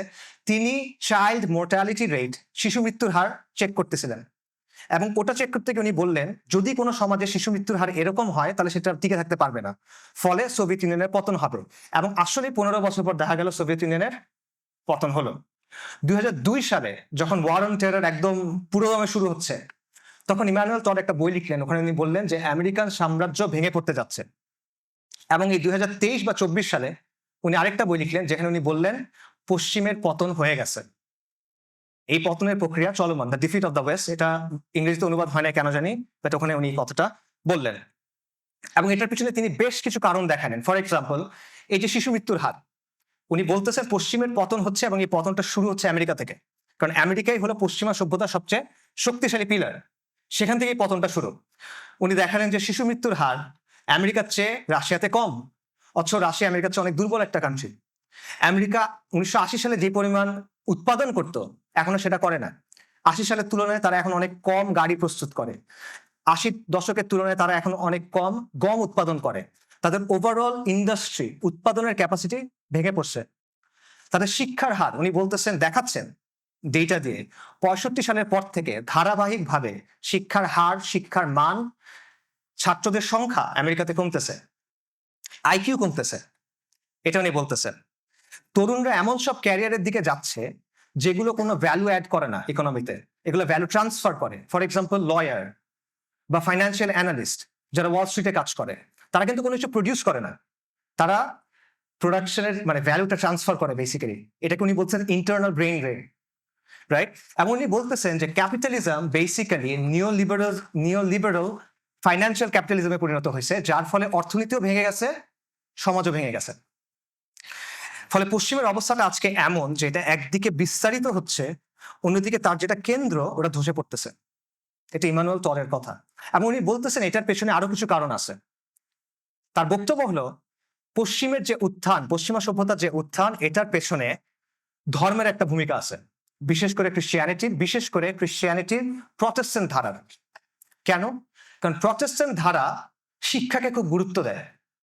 প্রটেস্ট্যান্ট ধারার শিক্ষা হলো প্রত্যেক খ্রিস্টান তার দায়িত্ব হলো বাইবেলটা সে নিজে নিজে পড়বে এবং পড়ে নিজে নিজে শিক্ষা আহরণ করবে। অবশ্যই আপনার শিক্ষাকে গুরুত্ব দিতে হবে। এবং এই শিক্ষার গুরুত্বের কারণে যেসব দেশে শিল্প বিপ্লব হয়েছে আপনি দেখবেন সেখানে প্রটেস্ট্যান্টিজম খুব প্রভাবশালী। যেমন Britain Protestant, America Protestant, Germany 2/3 Protestant. অর্থাৎ উনি বেসিক্যালি বলতেছেন পশ্চিমে যে উত্থান, এটার পিছনে প্রটেস্ট্যান্ট ক্রিশ্চিয়ানিটির একটা প্রভাব আছে। এটা নতুন কোনো বক্তব্য না, বাই দ্য ওয়ে। আপনারা ম্যাক্স ওয়েবারের নাম অনেকে শুনতে পারেন, সমাজবিজ্ঞানের জনক বলা হয়। ম্যাক্স ওয়েবারের একটা বই আছে, the Protestant ethic and the rise of capitalism. ওখানে উনি বেসিক্যালি একই কথা বলতেছেন যে পুঁজিবাদের যে উত্থান, এটার পিছনে প্রটেস্ট্যান্ট ক্রিশ্চিয়ানিটির একটা ভূমিকা আছে। ইমানুয়েল টড একই কথা বলতেছেন, বাট তিনি বলতেছেন বর্তমানে তো সেটা এখন আর নাই। ধর্মের যে প্রভাবটা আগে ছিল পশ্চিমে, ওটা তো এখন আর নাই। ধর্মের প্রভাব শূন্য এখন। একসময় এটা ধাপে ধাপে হয়েছে। একসময় পশ্চিমা বিশ্বের সাধারণ মানুষ ধর্মে বিশ্বাস করত এবং ধর্মের মূল্যবোধ গুলা সমাজে বাস্তবায়িত হতো। এরপর একটা স্টেজ আসলো যখন মানুষ আর ধর্মে বিশ্বাস করে না, বাট ধর্মের মূল্যবোধ গুলো সমাজে এখনো বিরাজমান। আর বর্তমানে এমন একটা অবস্থায় ওয়েস্ট পৌঁছেছে যেখানে মানুষও বিশ্বাস করে না, ধর্মের মূল্যবোধ সমাজের মধ্যে নাই, শিক্ষার ওই গুরুত্বও নাই এবং ওই কাঠামো নাই। সেই জায়গায় এখন কি আসছে? ইমানুয়েল টড বলতেছেন এখানে আসছে নায়ালিজম, নৈতিক শূন্যতা, বাস্তবতাকে অস্বীকার করার একটা প্রবণতা, বাস্তবতাকে ধ্বংস করার একটা প্রবণতা। এই যে ট্রান্সজেন্ডারিজমের মতো উন্মাদনাগুলা, এটা হলো বাস্তবতাকে অস্বীকার করা এবং নিজের একটা বাস্তবতা তৈরি করার প্রবণতা। এবং এইগুলোর ফলাফলটাকে, এটার ফলাফল হলো পশ্চিমের সামাজিক ব্যবস্থা এবং রাজনৈতিক ব্যবস্থা দুর্বল হয়ে যাচ্ছে। গণতন্ত্র পশ্চিমে দুর্বল হয়ে গেছে, গণতন্ত্র পশ্চিম থেকে আস্তে আস্তে মুছে যাচ্ছে। এটা শত শত একাডেমিক বলে গেছেন, বলতেছেন, এখনো বলতেছেন। এবং তারা বলতেছেন পশ্চিমে বেসিক্যালি ক্ষমতাসীন এলিট আর জনসাধারণ, এদের মধ্যে একটা কাঠামোগত বিরোধ তৈরি হয়ে গেছে। একদিকে এলিটিজম, আরেকদিকে পপুলিজম, এবং এটা ক্রমান্বয়ে আরো বাড়তে থাকবে। ইমানুয়েল টডের কথা। এবং এই যে ডোনাল্ড ট্রাম্প বা ট্রাম্পের মতো যে মানুষগুলো, এই ফেনোমিনানটা, এটা হলো এই দ্বন্দ্বের রেজাল্ট। সো বেসিক্যালি এখানে সামারিটা হলো যে পশ্চিমা বিশ্ব এখন অবক্ষয়কাল এবং পতনের কারণে মাঝামাঝি আছে। তবে এটা রাতারাতি ঘটবে না। একটা বড় গাছ মনে করেন ভেতর থেকে ক্ষয়ে গেছে, এটা পড়বে, এই পড়তে কিন্তু সময় লাগে, রাতারাতি পড়ে না। একটা বিশাল রাজপ্রাসাদ, এটা অ্যাবান্ডেন্ড, এটা আস্তে আস্তে ধসে পড়তেছে, একদিনে কিন্তু হয় না, সময় লাগে। রোমান সাম্রাজ্যের যে পতন, এই পতনে 100 বছরের বেশি সময় লাগছিল। একইভাবে পশ্চিমা বিশ্বের যে পতন, এটাতেও সময় লাগবে, কয়েক দশক সময় হয়তো বা লাগবে, কিন্তু পতনের প্রক্রিয়া চলমান। আচ্ছা, এটা গেল সভ্যতার উত্থান পতনের জায়গা থেকে পশ্চিমের ব্যাপারে একটা অবস্থান। দ্বিতীয় যে পয়েন্ট, সেটা হলো সভ্যতার উত্থান পতনের যে প্যাটার্ন, এটার আলোকে মুসলিম উম্মার ব্যাপারে আমরা কি ইনসাইট পাই? আমাদের যে সংকট আছে, এটা অতিক্রম করে নতুন ইসলামী সভ্যতা, এটা কিভাবে হবে? স্টেজগুলোর কথা চিন্তা করেন। প্রথমে পথিকৃতদের ধাপ, তারপর হলো সামাজিক, তারপর হলো সামরিক এবং রাজনৈতিক কনসলিডেশনের ধাপ, সুসংহত হওয়ার ধাপ। অর্থাৎ প্রথমে আপনার শাসন কর্তৃত্ব লাগবে, একটা পলিটিক্যাল এন্টিটি লাগবে যেটা মুক্ত। কি থেকে মুক্ত? যেটা এই যে জাহেলি বিশ্ব ব্যবস্থা, এটার যে নিয়ন্ত্রণ, এটা থেকে মুক্ত। এবং এটাকে সামরিক এবং রাজনৈতিক ভাবে সুসংহত হতে হবে। এটার মানে এটা না যে সেটার নিউক্লিয়ার বম থাকবে বা এটা ডেস্ট্রয়ার থাকবে বা B-52 থাকবে। এটার মানে হলো সে অস্তিত্বের সংকটের মধ্যে এখন আর নাই।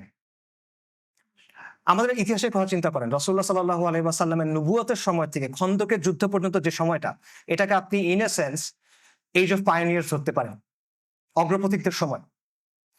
এবং খন্দক থেকে খুলাফায়ে রাশিদিনের শেষ পর্যন্ত বা উমাইয়াদের সময় পর্যন্ত আপনি এটাকে সামরিক এবং রাজনৈতিক প্রতিষ্ঠার সময় ধরতে পারেন। কেন?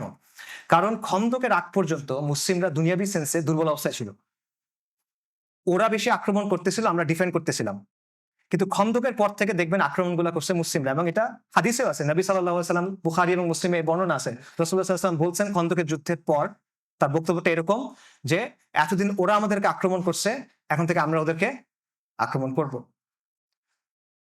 সো এই জন্য সভ্যতার ইতিহাস আমাদেরকে বলে যে যদি আপনি নতুন সভ্যতা তৈরি করতে চান, তাহলে আগে আপনার রাজনৈতিক এবং সামরিক কনসলিডেশন লাগবে। এটা ছাড়া হবে না। এটা আমি বাস্তবের সাথে মিলাই দিই আপনাদেরকে। বর্তমানে আমেরিকা একটা সুপার পাওয়ার। আমেরিকার সবচেয়ে বড় প্রতিদ্বন্দ্বীকে চীন। আমেরিকার সবচেয়ে বড় প্রতিদ্বন্দ্বী হলো চীন। চীন একটা পিয়ার কম্পিটিটর আমেরিকার। কিন্তু চীন আজকে এই অবস্থা কিভাবে আসছে? আজ থেকে 100 বছর আগে চীনের কি অবস্থা ছিল? আজকে থেকে 100 বছর আগে চীনের অবস্থা অত্যন্ত দুর্বল ছিল। বিভিন্ন বৈদেশিক শক্তি চীনের বিভিন্ন অঞ্চলে প্রভাব বিস্তার করছিল। ক্যান্টন, সাংহাই, হংকং, এরকম জায়গাগুলো তারা নিয়ে গেছে। হাজার বছরের যে চৈনিক সভ্যতা, সেটা নানা ভাগে বিভক্ত হয়ে গেছে। তাদের ভেতরে অভ্যন্তরীণ লড়াই চলতেছে, টু দ্য এক্সটেন্ট যে 1840 থেকে 1940-এর শেষ পর্যন্ত যে সময়টা, এটাকে চাইনিজরা কি বলে? সেঞ্চুরি অফ হিউমিলিয়েশন, লাঞ্ছনার শতাব্দী। সেই জায়গা থেকে আজকে কিভাবে চীন আমেরিকার পিয়ার কম্পিটিটর, প্রধান প্রতিদ্বন্দ্বী, কিভাবে হয়েছে? এটা হয়েছে এইভাবে যে প্রথমে চাইনিজ কমিউনিস্ট পার্টি একটা ভয়ঙ্কর রক্তাক্ত যুদ্ধের মধ্য দিয়ে চীনের ক্ষমতা দখল করছে। তারা সমাজতন্ত্র কায়েম করছে। এরা হলো পায়োনিয়ার, তাদের অগ্রপথিক, তাদের আদর্শ কি ছিল, তাদের আসাবিয়া কি ছিল? কমিউনিজম। এটা প্রতিষ্ঠা করার পর তারা এই যে চীনা সাম্রাজ্য বিভক্ত হয়ে গেছিল, এটাকে যুদ্ধ করে আবার একীভূত করছে। তারপরে তার ব্যবসা বাণিজ্য উন্নতি আসছে, তারপরে তার প্রযুক্তিতে উন্নতি আসছে। গণচীন প্রতিষ্ঠিত হয়েছে 1949 সালে। আপনি তার কাছ থেকে, সে পৃথিবীর প্রোডাকশন হাব হয়েছে কখন? 90-এর দশকে। এই 40 বছর সে কি করছে? সে শুরুতে কিন্তু প্রোডাকশন হাব হয় নাই। চীনে এখন মানুষ পড়তে যায়, শুরুতে পড়তে যেত কিনা? যেত না। সো মিলে কিনা ইবনে খালদুনের ধাপের সাথে? ইবনে খালদুন বলতেছেন যে প্রথমে হলো অগ্রপথিকদের মাধ্যমে সামরিক এবং রাজনৈতিক কনসলিডেশন। চীনের যে কমিউনিস্ট পার্টি, সেটার প্রধান কে ছিল? মাও সেতুং। মাও সেতুংয়ের বিখ্যাত উক্তি কি? ক্ষমতা কোত্থেকে আসে? Political power comes out of the barrel of a gun. Rifle থেকে আসে বেসিক্যালি আর কি।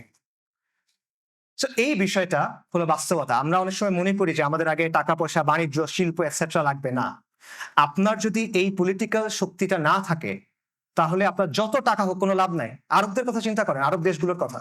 আরব দেশগুলোর তো সবচেয়ে বেশি ধনী এখন তারা, কিন্তু তারা একটা স্বাধীন সিদ্ধান্ত নিতে পারে না, কারণ তারা পশ্চিমের মুখাপেক্ষী।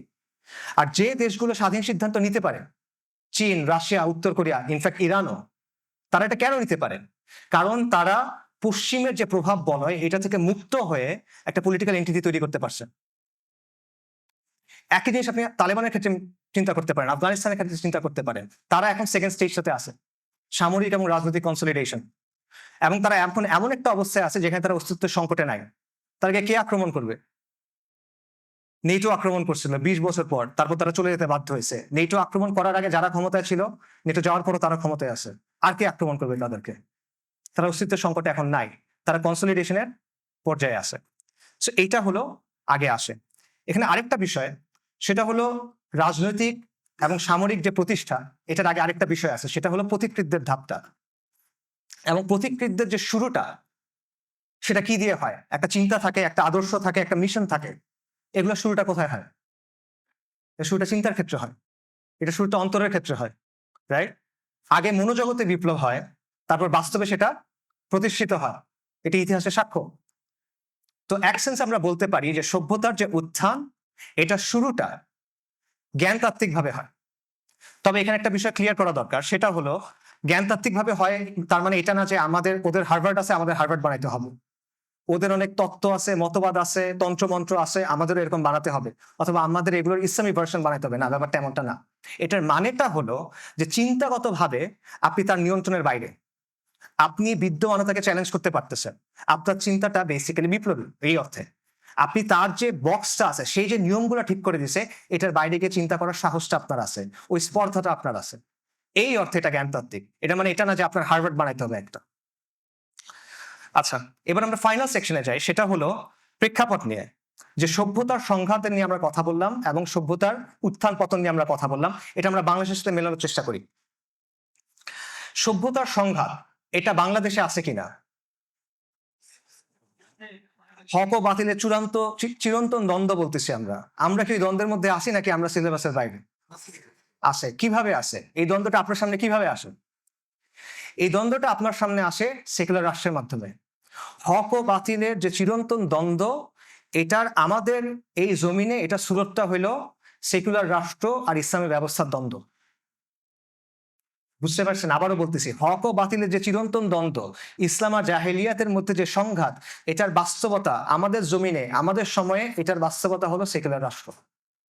কেন? আমি এটা ভেঙে বলি আপনাদের। একটা এক্সাম্পল দেখতে পারেন, আমাদের দেশে এখন জাতিসংঘের মানবাধিকার কমিশনের অফিস চালু করা হচ্ছে। এটা হলো এমন একটা প্রতিষ্ঠান যার কাজ হলো এমন সব জিনিস বাস্তবায়ন করা যা ইসলামের সাথে সাংঘর্ষিক, রাইট? কাগজে কলমে আপনি হলেন 90% মুসলিমের দেশ, কিন্তু আপনি এটা বন্ধ করতে পারতেছেন না। আপনাকে এটা জিজ্ঞেস করা হয় না, এটা বাস্তবায়ন করা হচ্ছে। এটা কেন? কারণ এটা সেই দ্বন্দ্বটা আপনার এখানে আছে। সেকুলার রাষ্ট্রের কারণে আপনি এটা করতে পারতেছেন না। দেখেন, ইসলামের সবচেয়ে ব্যাপক বহিঃপ্রকাশটা কিভাবে হয়? ইসলামের মধ্যে অনেক জিনিস আছে। ইসলামী আকিদা আছে, ইসলামের ইলম আছে, আদব এবং আখলাক আছে, ইসলামের রুহানিয়াত আছে। কিন্তু ইসলামের সবচেয়ে কম্প্রিহেন্সিভ ম্যানিফেস্টেশনটা কখন হয়? ইসলামী শাসন এবং ইসলামী সমাজের মধ্য দিয়ে। কারেক্ট? ইসলাম আসলে কি এটা আপনি বুঝবেন যখন আপনি ইসলামী শাসন এবং ইসলামী সমাজের মধ্যে যাবেন, রাইট? একই কথা আধুনিক জাহিলিয়াতের ক্ষেত্রে প্রযোজ্য। আধুনিক যে জাহিলিয়াত, এটার অনেক তত্ত্ব আছে, মতবাদ আছে, আদর্শ আছে, মতাদর্শ আছে, ব্যবস্থা আছে, কিন্তু এটা সবচেয়ে কম্প্রিহেন্সিভ, সবচেয়ে ব্যাপক বাস্তবায়নটা কোথায় হয়? সেকুলার শাসন ব্যবস্থার মধ্য দিয়ে। আপনার জীবনে তো কেউ এসে তত্ত্ব মতবাদ নিয়ে আপনার সাথে কথা বলে না, কেউ তো দার্শনিক প্রশ্ন নিয়ে আপনার সাথে আলাপ করে না। এই একাডেমিক ডিসকাশনের কোনো ভূমিকা আপনার লাইফে নাই, দৈনন্দিন জীবনে নাই। আপনার দৈনন্দিন জীবনে কি আছে? শিক্ষা ব্যবস্থা, অর্থনৈতিক ব্যবস্থা, প্রশাসন, আইন, বিচার, রাইট, মিডিয়া, সংস্কৃতি, কাঠামো কিছু। এই কাঠামোগুলো কি দিয়ে চালিত হয়? এই মতবাদগুলো দিয়ে, এই চিন্তাগুলো দিয়ে, এই আকিদাগুলো দিয়ে। এবং এগুলোকে নিয়ন্ত্রণ করে কে? বেশিরভাগ ক্ষেত্রে এগুলো নিয়ন্ত্রণ করে সেকুলার রাষ্ট্র, রাইট? তাহলে যেভাবে ইসলামী সমাজ এবং ইসলামী শাসন হলো ইসলামের সবচেয়ে কম্প্রিহেন্সিভ ম্যানিফেস্টেশন, ঠিক একইভাবে সেকুলার রাষ্ট্র হলো আধুনিক জাহেলিয়াতের সবচেয়ে কম্প্রিহেন্সিভ ম্যানিফেস্টেশন। এবং এই কারণে এটাই হলো সভ্যতার সংঘাতের রূপ আপনার চোখের সামনে। এই জিনিসটা কয়েকটা বিষয় দিয়ে প্রমাণ করা যায়। ফর এক্সাম্পল, সার্বভৌমত্বের যে ধারণা, আমরা জানি যে আধুনিক রাষ্ট্র মানে সার্বভৌম। সার্বভৌমত্ব না থাকলে একটা পলিটিক্যাল এন্টিটি রাষ্ট্র হিসেবে গণ্য হয় না। সার্বভৌমত্ব মানে কি? সার্বভৌমত্ব মানে হলো নিজ সীমানার ভেতরে রাষ্ট্র হলো চূড়ান্ত কর্তৃপক্ষ, রাষ্ট্রের আইনই চূড়ান্ত আইন, একমাত্র রাষ্ট্র আইন প্রণয়ন করতে পারে, এই আইন সবার উপর বাইন্ডিং, এবং চূড়ান্ত আনুগত্যের হকদার হলো রাষ্ট্র। এই ব্যাপারে ইসলাম কি বলে? এই ব্যাপারে ধর্ম কি বলে? ইনফ্যাক্ট আমার কথা বলতেছি না, ইয়েল ইউনিভার্সিটির সেকুলার একাডেমিক আছে পল খান, তার একটা বই আছে putting liberalism in it's place. ওখানে উনি বলতেছেন একত্ববাদী ধর্মে স্রষ্টার যেসব বৈশিষ্ট্যের কথা বলা হয়, সেকুলার ব্যবস্থায় রাষ্ট্রের উপর এই বৈশিষ্ট্যগুলো আরোপ করা হয় সার্বভৌমত্বের মাধ্যমে। আবারও বলতেছি, একত্ববাদী ধর্ম মানে হলো ইসলাম, ক্রিশ্চিয়ানিটি এবং ইহুদি ধর্ম। এই ধর্মে আল্লাহর যে সিফাত আছে, এই সিফাতগুলোর মধ্যে কিছু কিছু সিফাত আধুনিক রাষ্ট্রের উপর প্রয়োগ করা হয় এই সার্বভৌমত্বের কনসেপ্টের মাধ্যমে। সার্বভৌমত্ব কি আরোপ করে রাষ্ট্রের উপরে?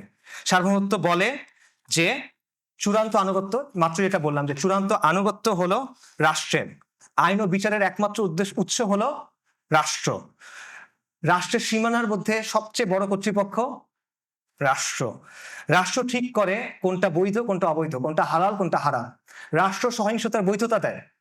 আপনি রাষ্ট্র যখন কাউকে মারে অথবা রাষ্ট্রের জন্য যখন কাউকে মারা হয় তখন সেটা ভালো কাজ, আপনি খেতাব পাবেন। কিন্তু যদি আপনি অন্য কাউকে মারেন যদি অন্য কোনো কারণে, তখন সেটা খারাপ, আপনাকে ফাঁসি দেওয়া হবে।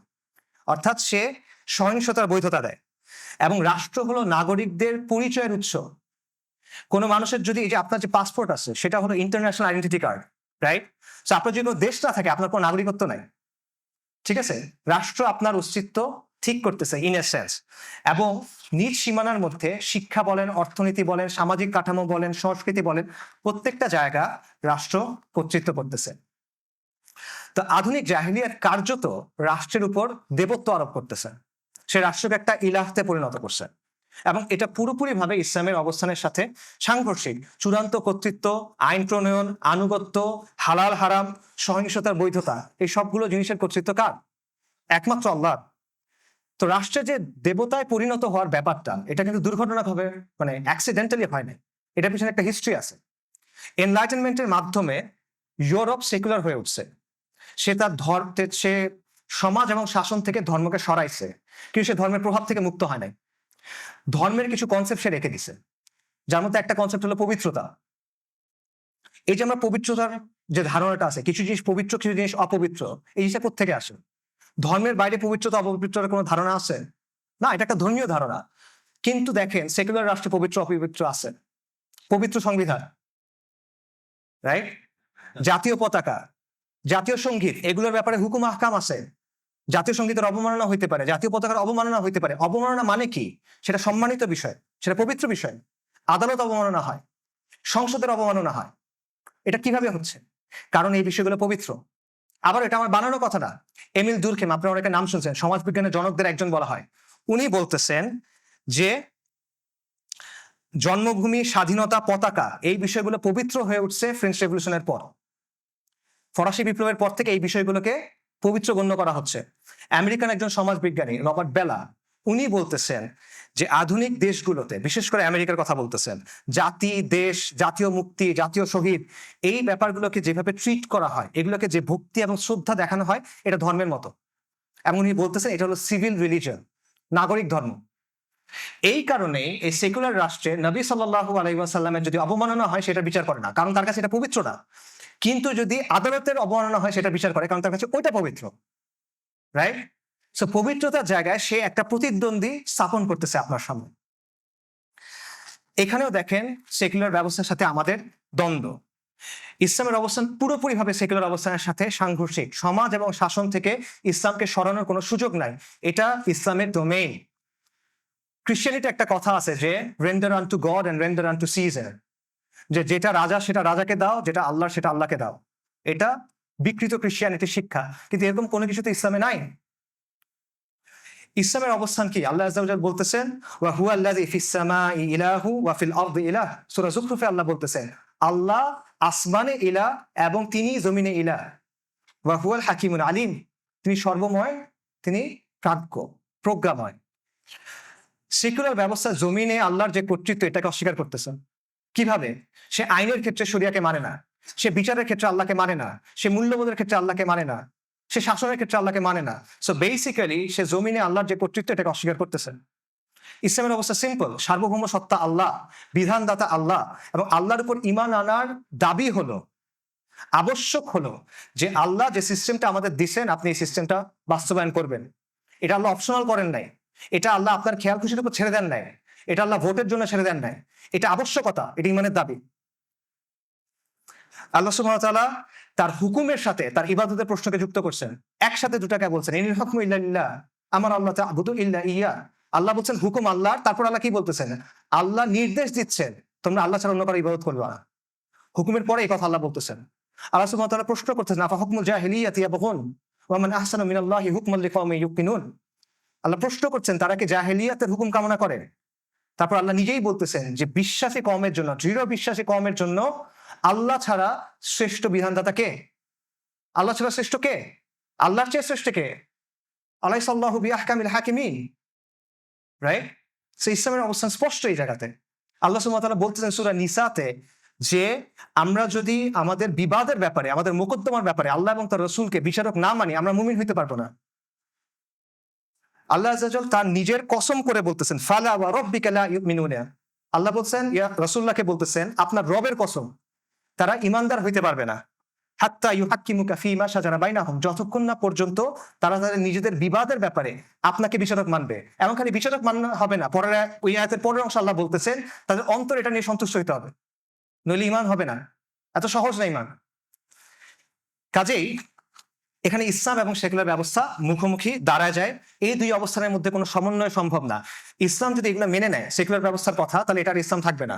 সেকুলার ব্যবস্থা যদি ইসলামের কথা মেনে নেয় এটার সেকুলার ব্যবস্থা থাকবে না। এটা একটা জিরো সাম গেম। এবং এটা আল্লাহর রুবুবিয়াতের প্রশ্ন, আল্লাহর উলুহিয়াতের প্রশ্ন, তার মালিকানা, তার রাজত্বের প্রশ্ন, তার কর্তৃত্বের প্রশ্ন এবং আল্লাহর গোলামির প্রশ্ন। এখানে আপনি ছাড় দেওয়ার কোনো এখতিয়ার আপনার নাই, আমাদের কারো নাই। এখানে আরো একটা ব্যাপার আছে, সেটা হলো অন্য সব ধর্ম সেকুলার রাষ্ট্রের যে আধিপত্য এটাকে মেনে নিছে। অন্য সব রাষ্ট্র সেকুলার রাষ্ট্র যে বাউন্ডারি দিছে, যে সীমানা দিছে, সেই সীমানার ভিতরে নিজেকে নতুন করে তৈরি করছেন। সে একটা আধুনিক সংস্করণ তৈরি করছে এবং সে তার আগের অবস্থান ছেড়ে চলে আসছে। ইসলাম ছাড়া ইসলাম এখনো সেকুলার রাষ্ট্রের কর্তৃত্ব মানে নাই, ইসলাম এখনো সেকুলারিজমের আধিপত্য মেনে নেয় নাই। ইসলাম হলো প্রতিরোধের শেষ ফ্রন্ট। এবং এই কারণে সেকুলার রাষ্ট্র ইসলামকে অন্য 10টা ধর্মের মতো চিন্তা করে না। কারণ ইসলাম যদি এই স্বকীয়তা নিয়ে টিকে থাকে তাহলে সেকুলারিজমের জন্য এটা হুমকি। কারণ ইসলাম সেকুলারিজমের ফান্ডামেন্টাল লজিককে প্রশ্ন করতেছে, সে তার অস্তিত্বকে নিয়ে প্রশ্ন তুলতেছে, সে তাকে অস্বীকার করতেছে। এই কারণে সেকুলার রাষ্ট্র সবসময় চেষ্টা করবে ইসলামকে নিয়ন্ত্রণ করার, ইসলামকে পুনর্গঠন করার, ইসলামের একটা গৃহপালিত ভার্সন তৈরি করার। সে চেষ্টা করবে জনপরিসরে ইসলাম যেন শক্তিশালী না হতে পারে। এটা তার অস্তিত্বের প্রশ্নের সাথে জড়িত। এবং এই কারণে সেকুলারিজমের সাথে আমাদের যে দ্বন্দ্ব এটা চলমান থাকবে। আশা করি এই ব্যাপারটা আমাদের কাছে স্পষ্ট। সভ্যতার সংঘাত আপনার সামনে আসে সেকুলার রাষ্ট্রের মাধ্যমে। ফাইনাল পয়েন্টে যাই। সভ্যতার উত্থান এবং পতনের যে আলোচনা, এই আলোচনা থেকে বাংলাদেশের ব্যাপারে আমরা কি ইনসাইট পাই? দেখেন, বাংলাদেশের সামনে অনেকগুলো সংকট, রাজনৈতিক সংকট, অর্থনৈতিক সংকট, সামাজিক সংকট, ভূরাজনৈতিক সংকট। এই সংকটগুলোর মধ্যে কিছু হলো অভ্যন্তরীণ, সংকটগুলোর মধ্যে কিছু হলো বাহ্যিক। এবং এই সংকটগুলা সহজে চলে যাবে না। যত সময় যাবে সংকটগুলো আরো ঘনীভূত হবে, এগুলো আরো জটিল রূপ ধারণ করবে এবং এগুলো আমাদের অস্তিত্বের জন্য হুমকি হয়ে দাঁড়াবে, এগুলো এক্সিস্টেন্সিয়াল ক্রাইসিস হয়ে দাঁড়াবে। আমাদের হাতে খুব বেশি সময় নাই, আমাদের এই একটা সমাধান খুঁজে বের করতে হবে। কিন্তু এই জমিনের দুর্ভাগ্য হলো, এই জমিনের মানুষ বারবার উঠে দাঁড়াইছে, বারবার বিদ্রোহ করছে, বারবার কুরবানি দিছে, বারবার রক্ত দিছে, কিন্তু তারা যেটা চাইছে তারা এটা কখনোই পায় নাই। তাদের তামান্না কখনো বাস্তবায়িত হয় নাই, এখনো হয় নাই। এই জুলাই গণঅভ্যুত্থানের 1 বছর পরে এখানে দাঁড়ায় এটা আমরা স্পষ্টভাবে বলতে পারি যে জুলাই গণঅভ্যুত্থান বহুলাংশে ব্যর্থ। পুরোপুরি ব্যর্থ বলতেছি না, কারণ আওয়ামী জাহিলিয়াতের এক ধরনের পতন হয়েছে, ইটস এ সিগনিফিকেন্ট অ্যাচিভমেন্ট। এটা একবারে ঠুনকো কিছু না, কিন্তু এটা তো তাৎক্ষণিক অর্জন। এটার পরে কি? ফালাই দিচ্ছেন তাকে, খুব ভালো। এরপরে কি? আপনি কি ধরনের সমাজ চান? আপনি কি ধরনের শাসন চান?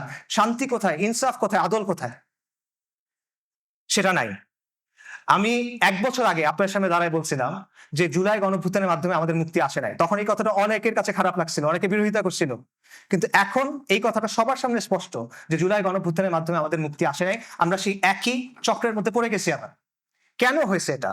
কারণটা হলো আমরা মুক্তির ভুল সংজ্ঞা নিচ্ছি, আমরা ভুল জায়গায় মুক্তি খুঁজতেছি, আমরা মুক্তির সংজ্ঞা নিচ্ছি পশ্চিমের কাছ থেকে। এই জন্য কখনো আমরা মুক্ত তো হইতেই পারতেছি না, কখন আমরা ভারতের গোলামি করতেছি, কখন আমরা আমেরিকার গোলামি করতেছি। মুক্তির সংজ্ঞা আল্লাহ আযজা ওয়া জাল্লা আপনাকে কোরআনে বলছে, আল্লাহু ওয়ালিয়ুল্লাযিনা আমানু ইউখরিজুহুম মিনাজ যুলুমাতি ইলান নূর। আল্লাহ হলেন মুমিনদের ওয়ালি, তিনি মুমিনদেরকে অন্ধকার থেকে বের করে আলোর দিকে আনেন। আর কাফেরদের ওয়ালি হলো তাগুত, যে তাদেরকে আলো থেকে অন্ধকারের দিকে নিয়ে যায়। উলাইকা আসহাবুন নার হুম ফিহা খালিদুন। আপনি মুক্তির সংজ্ঞা নিচ্ছেন তাগুতের কাছ থেকে, আপনি তাগুতের অনুসরণ করছেন, এবং তাগুত আপনাকে অন্ধকার থেকে আরো অন্ধকারের দিকে নিয়ে যাচ্ছে। মুক্তির মানে কি? মুক্তির মানে হলো আপনি আল্লাহ সন্তুষ্টি অর্জন করবেন, আপনি আখিরাতে নাজাত পাবেন, এবং দুনিয়াতে আপনি ওই জিনিসটা বাস্তবায়ন করবেন যেটা আল্লাহ বাস্তবায়ন করাইতে চান। That's it. সাহাবী রবি ইবনে আমর রাদিয়াল্লাহু আনহু, উনি পারস্যের সেনাপতি রুস্তমের কাছে একই বলছেন, এই কথাই তো বলছেন। তাকে প্রশ্ন করা হয়েছে, তোমরা এখানে কেন আসছো? তিনি বলছেন, আমাদেরকে আল্লাহ পাঠাইছেন। কেন? মানুষকে মাখলুকের গোলামি থেকে বের করে খালেকের গোলামির দিকে নিয়ে যাওয়ার জন্য, মানুষকে দুনিয়ার সংকীর্ণতা থেকে মুক্ত করে দুনিয়া এবং আখিরাতের প্রশস্ততার দিকে নিয়ে যাওয়ার জন্য। আল্লাহ আমাদেরকে পাঠাইছেন মানুষকে ধর্মের অন্যায় এবং অবিচার থেকে বের করে ইসলামের আদরের দিকে নিয়ে যাওয়ার জন্য। এটাই তো মুক্তি, এটাই তো আজাদী। কিন্তু আপনি সেটা চাচ্ছেন না। আপনি খুঁজতেছেন কোন জায়গায়? আপনি খুঁজতেছেন পশ্চিমা মতবাদের মধ্যে। এবং আমরা আরেকটা সমস্যা করছি, যেটা আমরা ইমিডিয়েট সলিউশনের দিকে তাকাচ্ছি, আমরা তাৎক্ষণিক অর্জনের দিকে তাকাচ্ছি। আমরা মনে করতেছি আইয়ুব খানের পতন হলেই হবে, আমরা মনে করছি ইয়াহিয়ার জুলুম শেষ হলেই হবে, আমরা মনে করছি এরশাদের পতন হলেই হবে, আমরা মনে করছি হাসিনার পতন হলেই মনে হবে। হয়েছে তো পতন? কিছু হয় নাই। কারণ আপনি বারবার ব্যক্তি পরিবর্তন করতেছেন। আপনার সমস্যাটা ব্যক্তি নিয়ে না, ব্যক্তি একটা সমস্যা অবশ্যই, কিন্তু সমস্যার গোড়া কোথায়? ব্যবস্থায়। আপনার ব্যবস্থা পরিবর্তন করতে হবে। যতক্ষণ পর্যন্ত আপনি ব্যবস্থা নিয়ে পরিবর্তন করতে না পারতেছেন, ততক্ষণ পর্যন্ত আপনার সমস্যার সমাধান হবে না। কিন্তু এটা আমরা করতেছি না, এবং আমরা ভুল জায়গায় সমাধান খুঁজতেছি। ইমাম আল গাজ্জালির একটা কথা আছে, সেটা হলো সমাজের ভিত্তি হলো দ্বীন, আর সমাজের অভিভাবক হলো শাসন। কিন্তু আপনি পুরো আলোচনাটা করতেছেন কি নিয়ে? শাসক পরিবর্তন করা নিয়ে এবং সুশাসন নিয়ে। কিন্তু আপনার সমাজের ভিত্তি কি হবে, আপনার শাসনের ভিত্তি কি হবে, সেটা নিয়ে আপনি আলোচনা করতেছেন না। আপনার সমাজের ভিত্তি কোন দিন হবে বলেন? বাঙালি জাতীয়তাবাদ, বাংলাদেশবাদ। গত 50 বছর 70 বছর এগুলো আপনাকে কি দিছে বলেন? কিছু দিতে পারে না। আপনার সমাজের ভিত্তি কি হবে, শাসনের ভিত্তি কি হবে? নয়া রাজনৈতিক বন্দোবস্ত, লিবারালিজম, লালনবাদ, এগুলো। এরা গত 1 বছরে এত মানুষের কুরবানির পরে যে গণ অভ্যুত্থান আসছে, সেটার যে অর্জন, এটাকে একটা বছর ধরে রাখতে পারে না। এগুলো নিয়ে আপনি হিন্দুত্ববাদের সামনে দাঁড়াবেন, এটা নিয়ে আপনি ভারতীয় সম্প্রসারণবাদের সামনে দাঁড়াবেন, এটা নিয়ে আপনি লিবারালিজমের মোকাবেলা করবেন, এটা নিয়ে আপনি সভ্যতার সংঘাতে বিজয়ী হবেন? অসম্ভব এটা। যদি এইসব লোক আর আদর্শ নিয়ে আপনি সভ্যতার সংঘাতে হাজির হন, আপনার অস্তিত্বই থাকবে না, এবং এই দিকেই আমরা আগায় যাচ্ছি। যদি আমাদের অস্তিত্ব টিকায় রাখতে হয়, যদি অস্তিত্বের এই হুমকিগুলো মোকাবেলা করতে হয়, যদি আপনাকে একটা সিভিলাইজেশনাল প্রজেক্ট হিসেবে হাজির হইতে হয়, যদি সভ্যতার এই সংঘাতে আপনাকে বিজয়ী হইতে হয়, তাহলে আমাদের একমাত্র অপশন হলো ইসলামে ফিরে যাওয়া। আমাদের একমাত্র অবস্থান হলো ইসলামকে আঁকড়ে ধরা, বাংলাদেশকে মুসলিম বঙ্গ হয়ে ওঠা। তাই সভ্যতার উত্থান এবং পতনের আলোকে যদি আমরা চিন্তা করি, আমাদের প্রথম কাজ হলো ইসলামের ভিত্তিতে একটা পলিটিক্যাল এন্টিটি তৈরি করা, ধাপের সাথে মিলান, সামরিক এবং রাজনৈতিক প্রতিষ্ঠা। এটা হলো প্রথম ধাপ। এমন একটা পলিটিক্যাল এন্টিটি যেটা এই জাহিলি বিশ্ব ব্যবস্থা, এই দাজ্জালি বিশ্ব ব্যবস্থার নিয়ন্ত্রণ থেকে মুক্ত। তার মানে কি আমাদের ডিগ্রির দরকার নাই, আমাদের প্রযুক্তির দরকার নাই, নিউক্লিয়ার বমের দরকার নাই, ড্রোনস এর দরকার নাই, ব্যবসা বাণিজ্যের দরকার নাই? অবশ্যই আছে, অবশ্যই আছে, কিন্তু এগুলা হবে আপনার এই পলিটিক্যাল এন্টিটি তৈরি হওয়ার পরে, এর আগে না। কারণ এর আগে আপনি যা কিছু তৈরি করেন সেটা নিয়ন্ত্রণ কার হাতে?